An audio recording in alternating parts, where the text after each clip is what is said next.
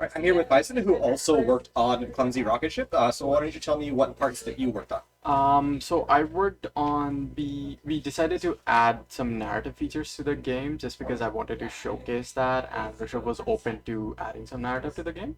So we added some of dialogues and stuff to like showcase a story, small story that take place in that game world. I added that, and I worked on UI UX for the game as well. Mostly the design stuff and like getting everything working in Unity, which was a big part of my.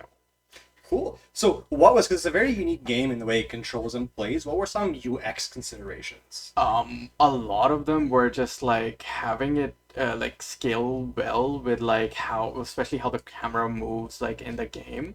Having them like scaled well and like properly anchored was a big challenge in the game, just because everything basically moves with the Braille controller. So that is one of the issues. And then overall, even like just having it work on like different resolutions and stuff like that is a big concern. Yeah.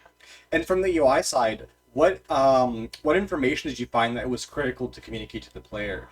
So we found that like in a game that's like simple, like Clumsy Rocket Ship, we didn't want to like overexert the player with a lot of data and stuff, but we knew that like since it's a high score and like stuff like a high score based game, there is like a value for data to be shown in screens like the level select and stuff like that.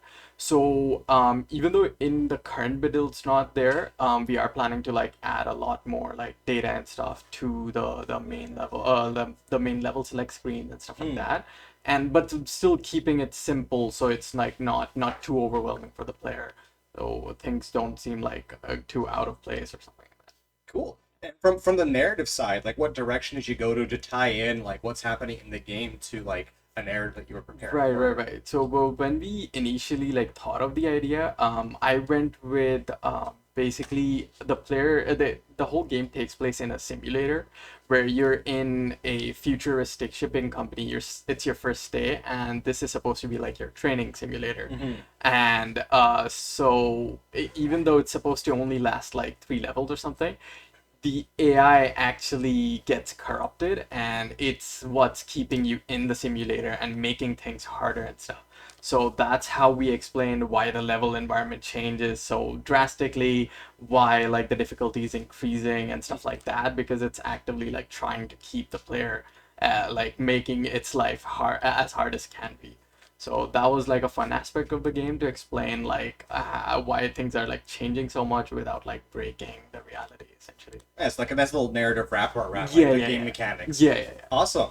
And now that you've graduated, like what kind of stuff do you want to be doing like when you're working in the industry? I'm hoping to work like as a game designer, because like through like when I started the program, like I unlike a lot of people, I wasn't sure what I wanted to do.